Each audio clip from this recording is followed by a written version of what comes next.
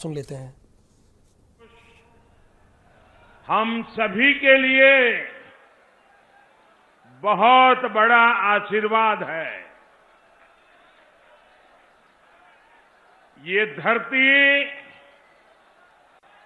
शांडिल्य ऋषि की तपोस्थली है। हरदोई की पुण्य भूमि से होली जैसे पवित्र त्योहार का जुड़ाव हम सभी जानते हैं और मुझे पता है इस बार हरदोई के लोगों ने, यूपी के लोगों ने दो बार रंगों वाली होली खेलने की तैयारी कर ली है। पहली होली 10 मार्च को भाजपा की बम्पर जीत के साथ मनाई जाएगी। मनाएंगे ना? मनाएंगे ना? इधर से आवाज नहीं आ रही, मनाएंगे ना?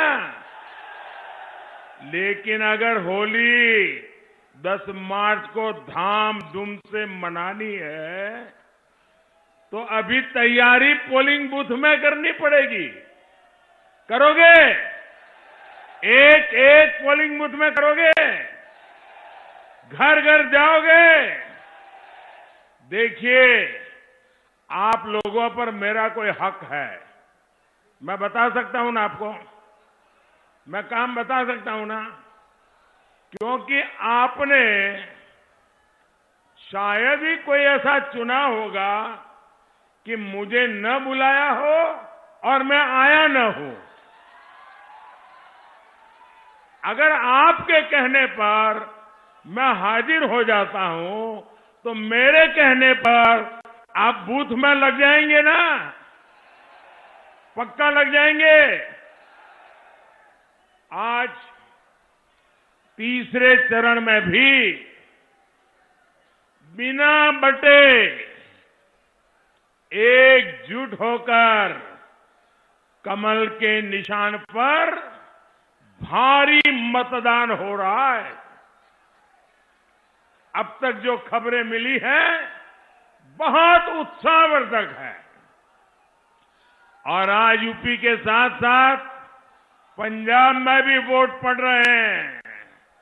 वहां के लोग भी पंजाब के विकास, पंजाब की सुरक्षा और देश की अखंडता के लिए बड़ी संख्या में मतदान कर रहे हैं, भाजपा का समर्थन कर रहे हैं। भाइयों बहनों, यूपी के अगले चरणों की जिम्मेदारी भी आप लोगों ने ले रखी है। जो तुष्टीकरण की खतरनाक राजनीति में हमारे त्योहारों को रोकते थे, उन्हें यूपी की जनता का उत्तर 10 मार्च को मिल जाएगा। मिलेगा ना? 10 मार्च को जवाब मिलेगा ना? साथियों, हरदोई के लोग ये बात जानते हैं, अत्याचार, आतंक और छल कितने भी ताकतवर क्यों न हो जाए, सच्चाई के आगे वो टिक नहीं सकते। आप याद करिए, 5 साल पहले माफियावादियों ने यूपी का क्या हाल बना दिया था। व्यापारियों को व्यापार करने में डर लगता था, राहजनी, छिनेती, लूट आम बात हो गई थी। लोग कहते थे दिया बरे घर लौटाओ। ये कहते थे कि नहीं कहते थे? दिया बरे घर लौटाओ। हरदोई वालों ने वो दिन देखे हैं, कैसे इन लोगों ने कट्टा और सट्टा,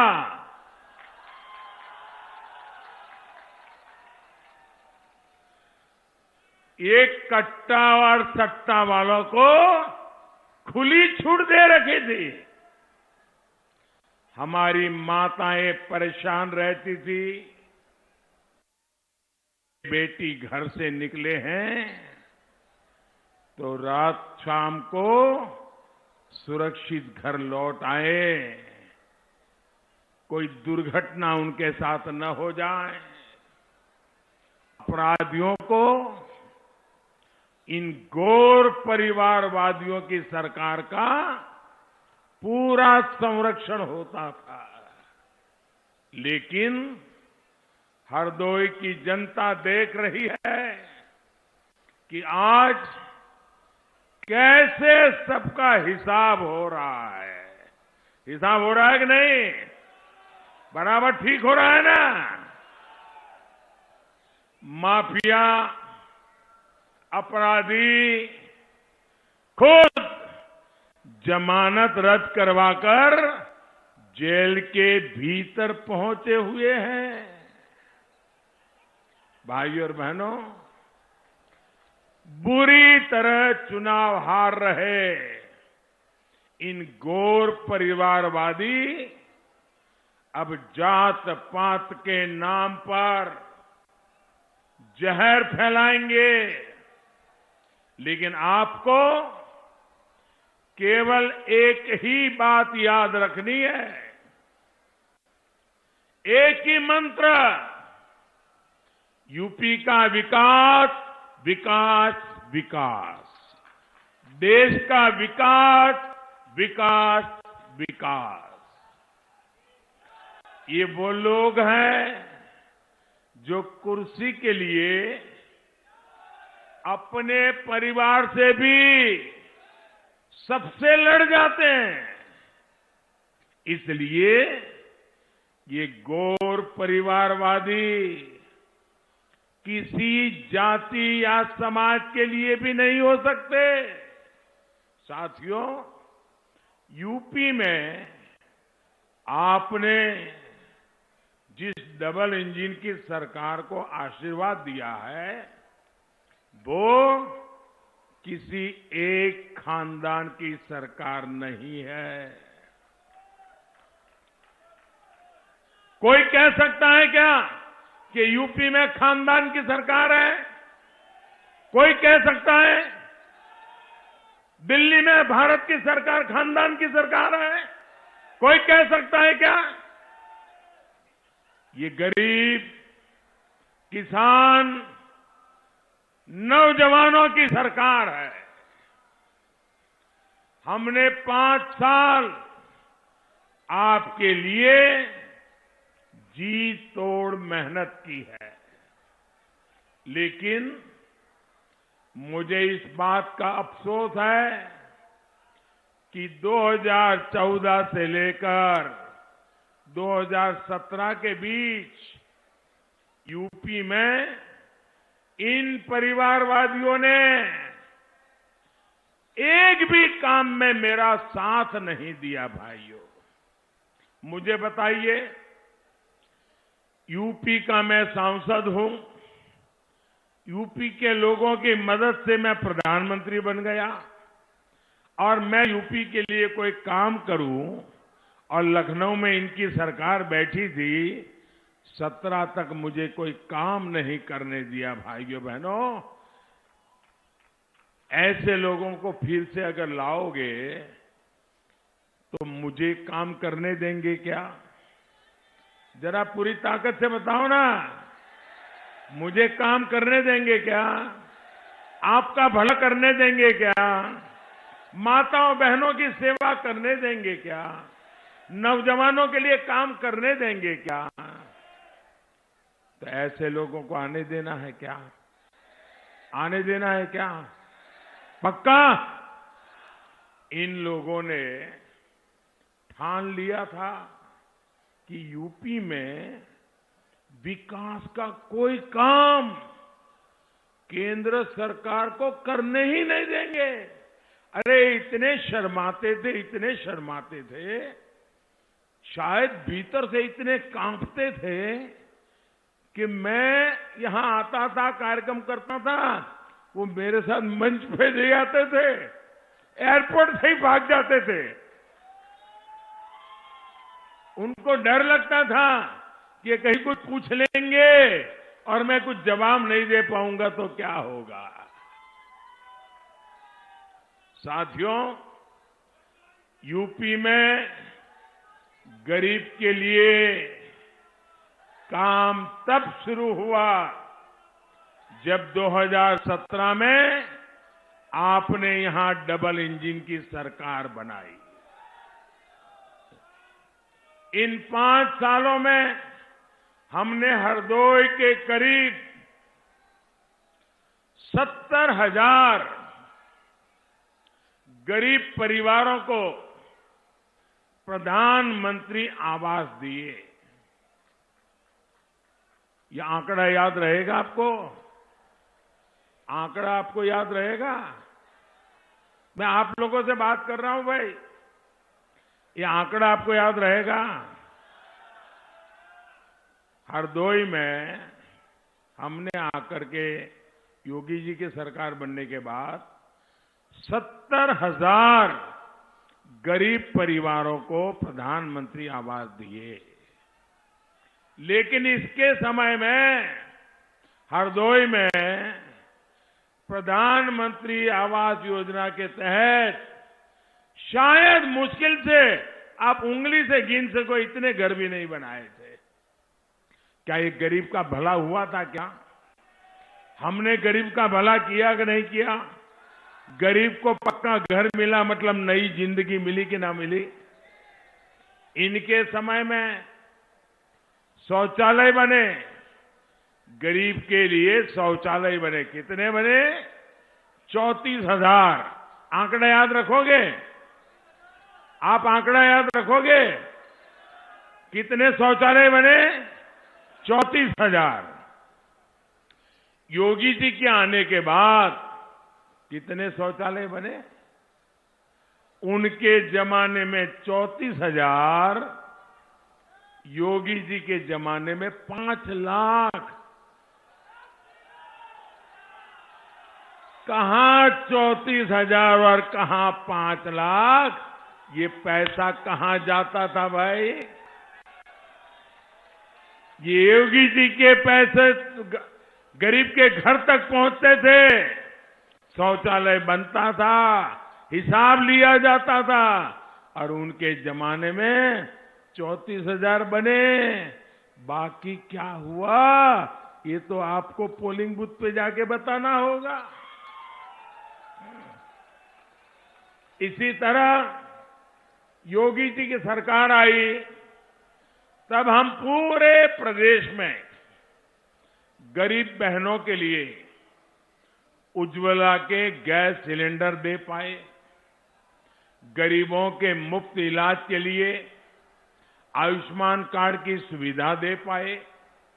योगी जी की सरकार ने अभियान चलाकर बिजली को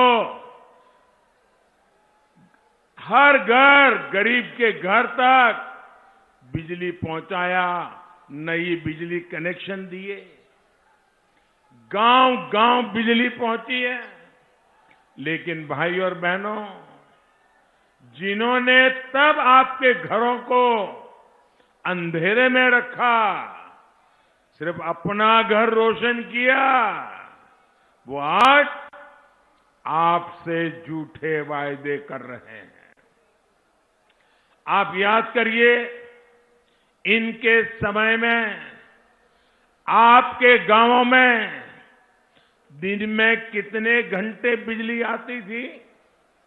याद करिए, हफ्ते में कितने घंटे बिजली आती थी? मुझे बराबर याद है, उत्तर प्रदेश में बिजली अगर आती है तो खबर बन जाती थी एक जमाने में। बिजली का जाना स्वाभाविक था। जैसे घर में कभी साल में एक दो बार मेहमान आ जाए, वैसे बिजली यहां मेहमान की तरह आती थी। ये भी याद करिए कि एक बार अगर ट्रांसफार्मर जल गया तो कितने महीने लग जाते थे और कितने कितने बाबुओं के पैर पकड़ने पड़ते थे और पता नहीं कितनी कितनी दक्षिणा देनी पड़ती थी, कितना प्रसाद चढ़ाना पड़ता था, तब जाकर के एक ट्रांसफार्मर रिपेयर होता था। ये गौर परिवारवादी आपको बिजली नहीं, बिजली का झटका देने के लिए तैयार बैठे हैं। जिनके काले कारनामे ही अंधेरे में फलते फूलते हो, वो परिवारवादी कभी भी प्रदेश को उजाला नहीं दे सकते। साथियों, माफियावादियों की सरकार में एक बड़ा गोरख धंधा जमीन पर अवैध कब्जों का भी चलता था। इनके नेताओं के गुर्गे किसी की भी जमीन पर अपना कब्जा समझने लगते थे, लेकिन डबल इंजन की सरकार ने इनके इस धंधे का शटर भी गिरा दिया। स्वामित्व योजना के तहत हम गांव में ड्रोन के जरिए जमीनों का लेखा जोखा तैयार करवा रहे हैं। आसमान से जमीन की नपाई हो रही है और जमीन के मालिक को मालिकाना दिया जा रहा है, प्रॉपर्टी कार्ड दिए जा रहे हैं, यानी दबंगई और कब्जे का खेल खत्म।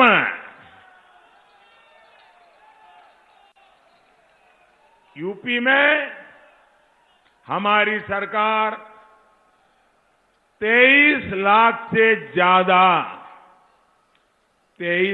से ज्यादा लोगों को प्रॉपर्टी कार्ड का वितरण कर चुकी है, प्रॉपर्टी कार्ड दे चुकी है और ये काम आगे भी चलने वाला है। योगी जी सरकार में वापसी के बाद इस अभियान को बहुत तेज किया जाएगा। भाइयों और बहनों, वंशवादी, परिवारवादी, भ्रष्टाचार में लिप्त लोग, तुष्टीकरण की राह पर चलने वाले लोग कभी भी गरीब का भला नहीं कर सकते।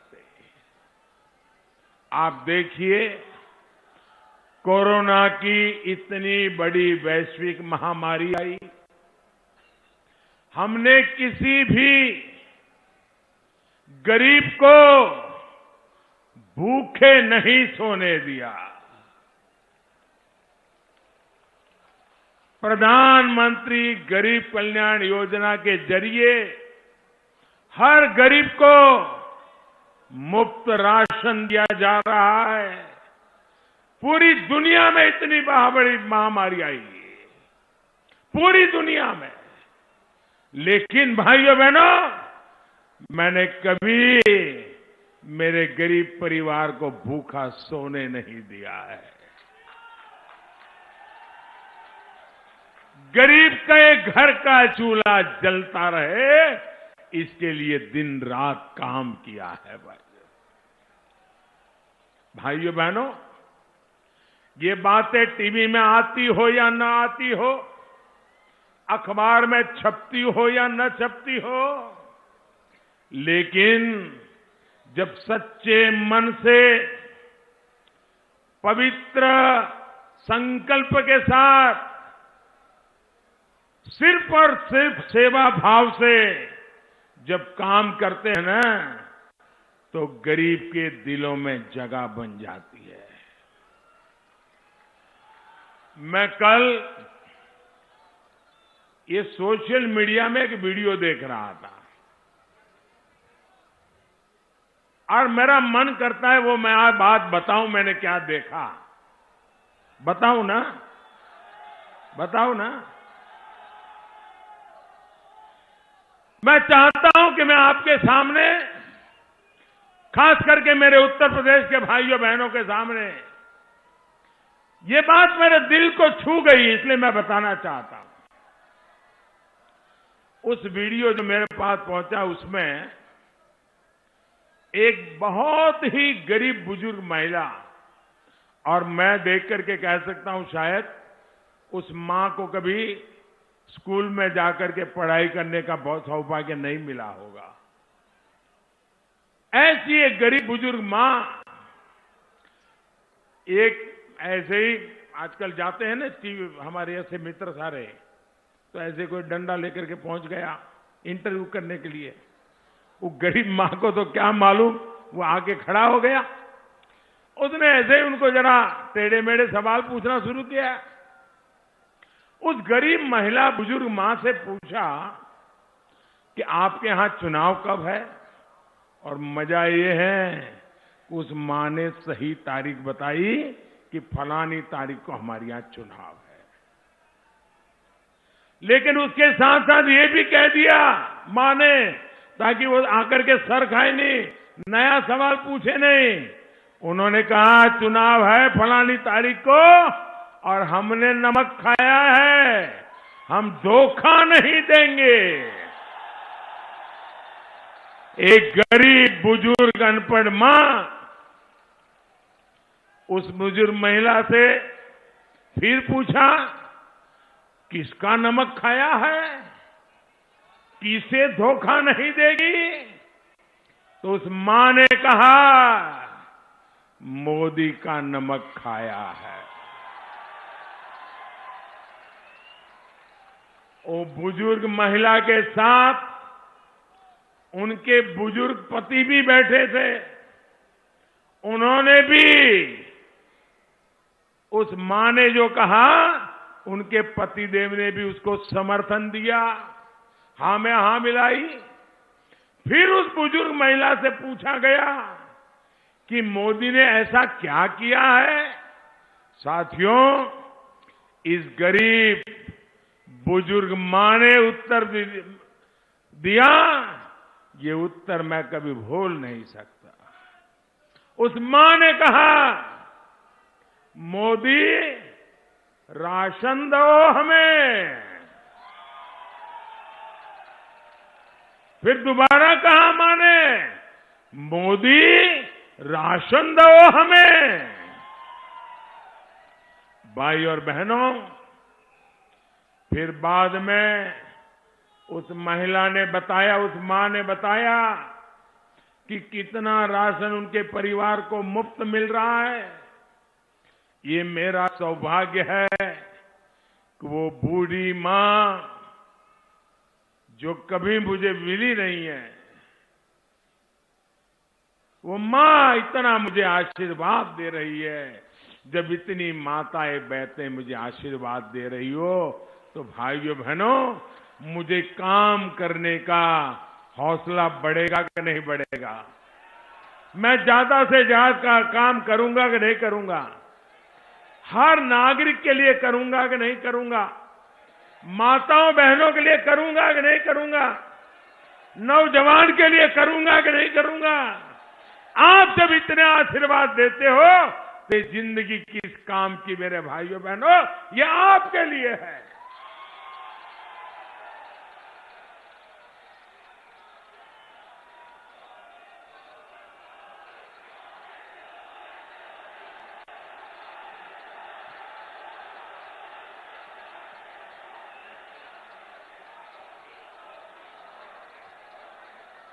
आपका ये आपका प्यार मेरे सर आंखों पर दोस्तों, आपका प्यार सर आंखों पर।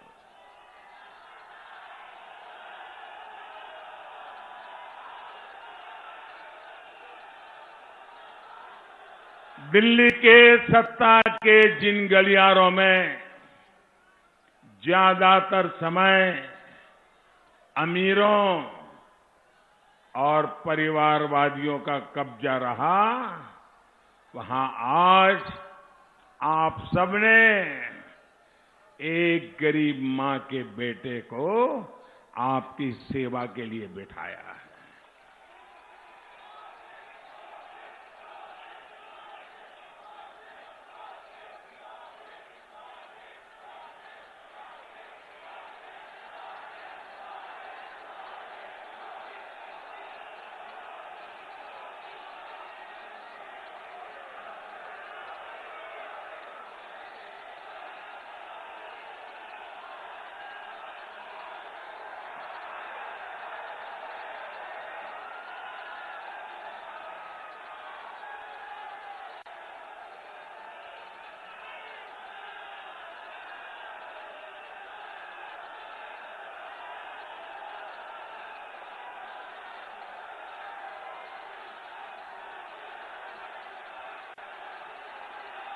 साथियों, दिल्ली में बैठ करके आपके इस प्यार की ताकत को मैं भी नहीं समझ सकता। इतना प्यार, इतना प्यार। शायद दोस्तों आज के युग में इतने टीवी मीडिया का जमाना हो, भांति भांति की बातें चलती हो, उसके बाद भी जनता जनार्दन जब इतना आशीर्वाद देती है तो भगवान के आशीर्वाद के बराबर होता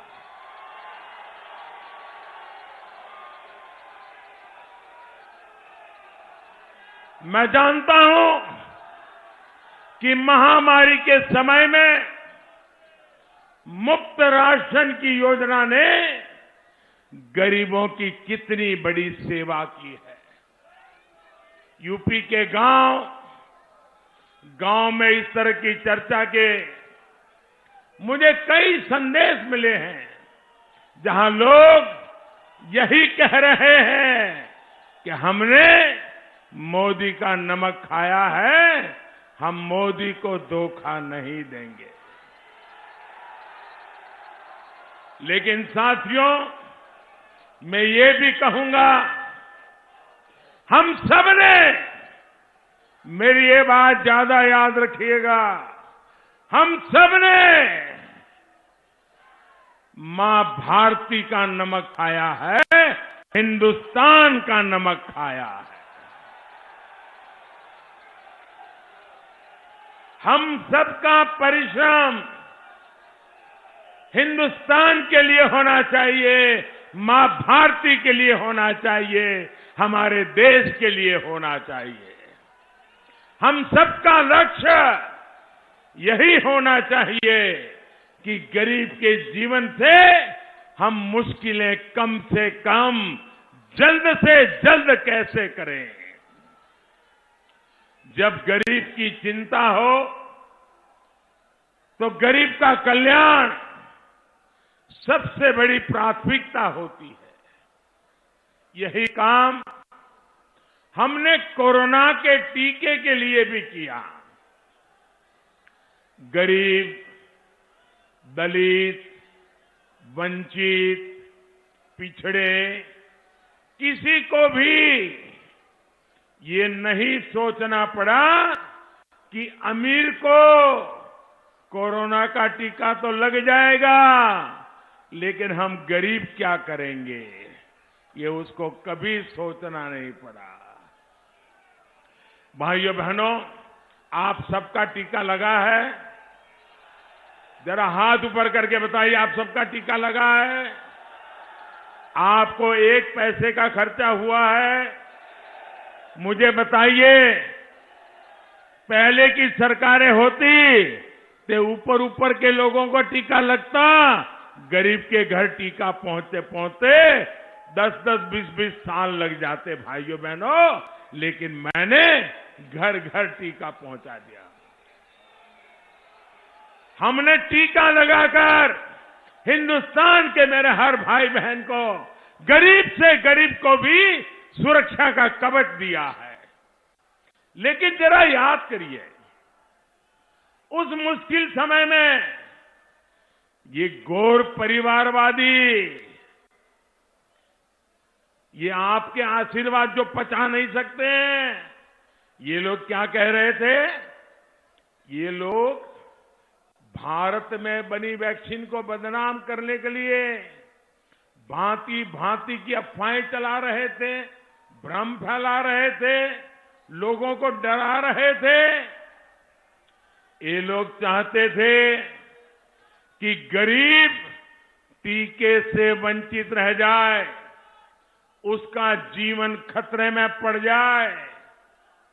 आज आपका व्यापार, धंधा, रोजगार फिर से पटरी पर लौट रहा है, तो ये वैक्सीन की वजह से ही तो संभव हो रहा है। यही ये लोग इस भली बात को पहचान नहीं पाते, पचा नहीं पाते, और ये यही चाहते हैं कि लोग वंचित रह जाए, दुखी रहे। भाइयों बहनों, पहले की सरकारों की गलत नीतियों का खामियाजा यहां के किसानों को भी भुगतना पड़ा है। पहले की सरकार में गेहूं की खरीद होती ही नहीं थी, गन्ने का भुगतान होता ही नहीं था। लेकिन इस 5 साल में यूपी में गेहूं की रिकॉर्ड खरीदी हुई है। किसान सम्मान निधि का पैसा भी सीधे किसानों के खातों में पहुंच रहा है। मैं मेरे छोटे किसानों के लिए नई नई योजनाएं लेकर के आता हूं, ताकि मेरा छोटा किसान एक बार आत्मनिर्भर बन जाए, तो मेरा छोटा किसान गांव से गरीबी को भगाने में मेरा बहुत बड़ा सिपाही बनने वाला है। भाइयों बहनों, गन्ने का भी जितना भुगतान योगी जी की सरकार ने किया है, उतना सपा बसपा दोनों ही सरकारों के 10 साल में नहीं हुआ। लेकिन पिछली सरकारों में तो प्रदेश की 21 चीनी मिलें बंद हो गई, चीनी मिलें बंद हो गई। भाइयों, इन्हें एक और मौका मिल जाता तो ये हरदोई की चीनी मिलें भी, उस पर भी अलीगढ़ का ताला लगा देते जी।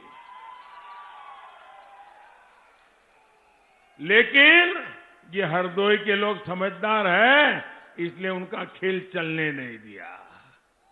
अच्छा हुआ आपने पहले ही इनकी फैमिली इंडस्ट्री पे ताला लगा दिया। साथियों, पहले की सरकारों में काम केवल कागजों पर होता था और भुगतना यूपी को पड़ता था। लेकिन अब विकास भी होता है और जनता तक पहुंचता भी है। आज हरदोई के पास अपना एक मेडिकल कॉलेज है और ये मेरा सौभाग्य है कि इस मेडिकल कॉलेज का लोकार्पण करने का मुझे अवसर दिया आप लोगों ने। बगल में शाहजहांपुर में भी एक मेडिकल कॉलेज है।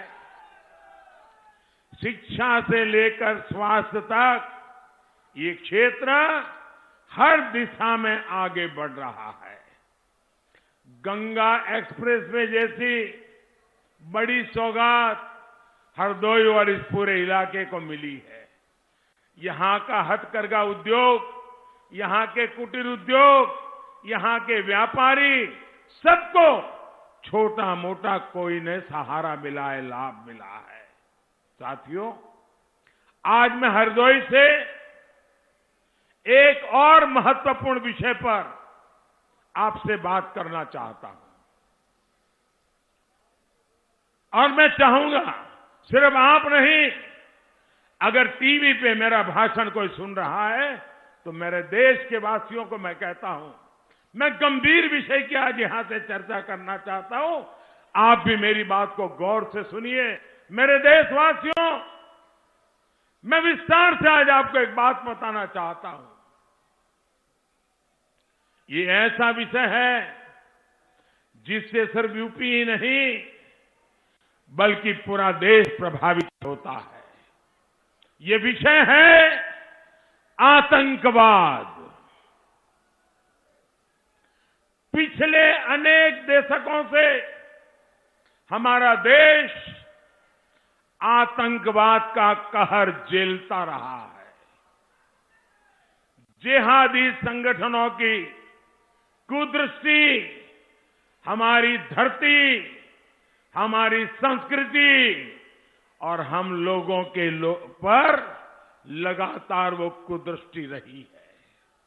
और आप सभी जानते हैं कि जब आतंकी हमला होता है, आतंकवाद बढ़ता है, तो इसका सबसे ज्यादा नुकसान गरीब को, मध्यम वर्ग को, उन्हीं को उठाना पड़ता है, उन्हीं को निभाना पड़ता है। जब आतंकी हमला होता है तो सामान्य मानवीय की जिंदगी प्रभावित होती है, व्यापार कारोबार प्रभावित होता है, पर्यटन ठप पड़ जाता है। आपको याद होगा, एक समय था जब हर कुछ सप्ताह के बाद देश में बड़े बड़े बम धमाके होते थे, सीरियल ब्लास्ट होते थे। कभी मुंबई में बम फूटता था तो कुछ दिनों के बाद दिल्ली में बम फूटता था, थोड़े दिनों के बाद जयपुर में बम फूटता था, फिर थोड़े दिन के बाद बेंगलुरु में बम फूटता था, फिर थोड़े दिन के बाद हैदराबाद में बम फूटता था, कभी गुवाहाटी में बम फूटता था, कभी लुधियाना, कभी अगरतला, कभी इम्फाल। हिंदुस्तान के हर कोने में कितने ही शहर उस दौरान बम धमाकों से धराए, कितने ही निर्दोष नागरिक उन हमलों में मारे गए। जब मैं गुजरात का मुख्यमंत्री के रूप में वहां की सेवा कर रहा था तो उस दौरान अहमदाबाद में भी सीरियल बम धमाके हुए थे और उनका षड्यंत्र तो और शहरों में भी था। मैं उस दिन को कभी भूल नहीं सकता हूं साथियों। और उसी दिन जो लोग इन धमाकों में मारे गए थे, धरती खून से लाल हो चुकी थी। माताएं बहनें के आंसू रुकते नहीं थे। मैंने उस रक्त से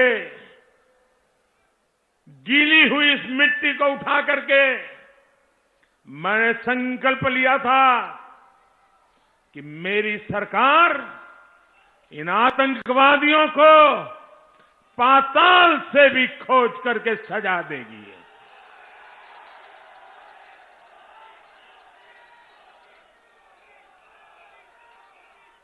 साथियों, आपने देखा है अभी 2 दिन पहले ही अहमदाबाद बम धमाके के दोषियों को सजा मिली है। जो हम भारतीयों को तबाह करना चाहते थे, उन्हें अदालत ने सजा सुनाई है। अनेक आतंकवादियों को फांसी की सजा मिली है। दोस्तों,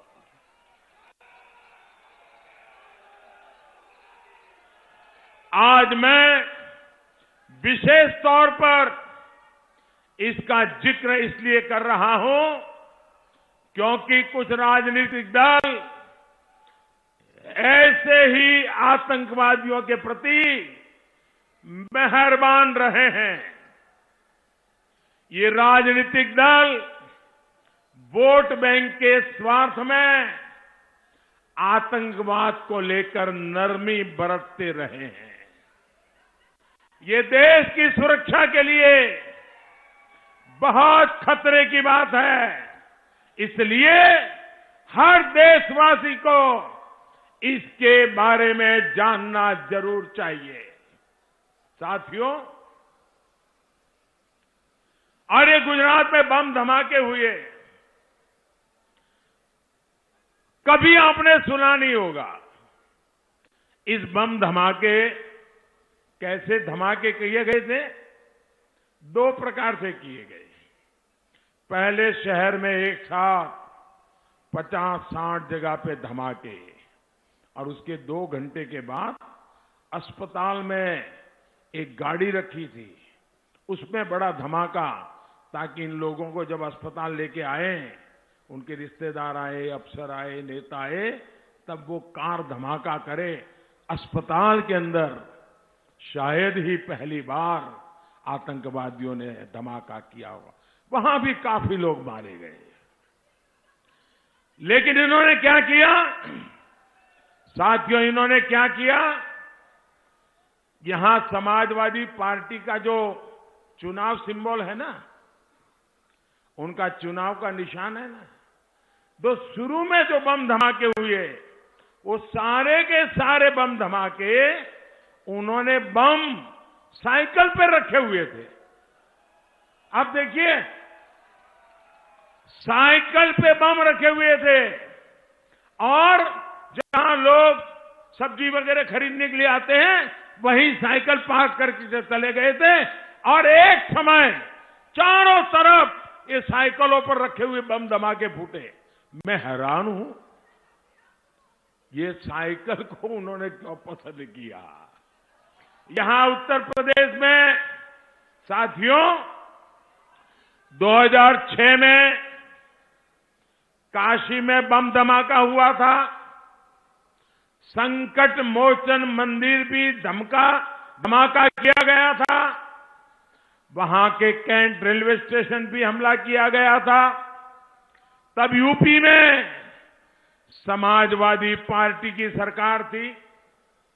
जब 2013 में समाजवादी पार्टी की सरकार फिर से सत्ता में आई, तो इन लोगों ने शमीम अहमद नाम के आरोपी पर ये बम धमाका का जो चल रहे थे, मुकदमों को वापस लेने का फैसला लिया था। भाइयों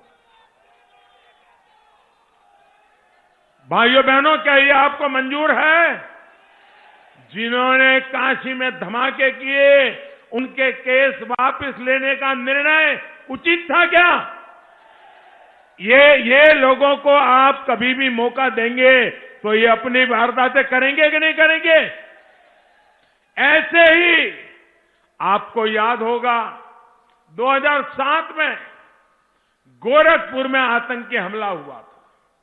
2013 में समाजवादी सरकार ने तारिक कासमी नाम के आरोपी से केस वापस ले लिया था, लेकिन अदालत इसके लिए तैयार नहीं हुई, और फिर तारिक को समाजवादी सरकार ने केस विड्रॉ करने का निर्णय कर लिया था। अदालत ने मना किया, केस चला, और परिणाम क्या आया? 20 साल की सजा हुई दोस्तों, 20 साल की सजा। उसको वो बचाना चाहते थे। ऐसे ही 2007 में लखनऊ, अयोध्या के कोर्ट परिसर में बम धमाके हुए थे। 2013 में समाजवादी सरकार ने फिर आतंकी पर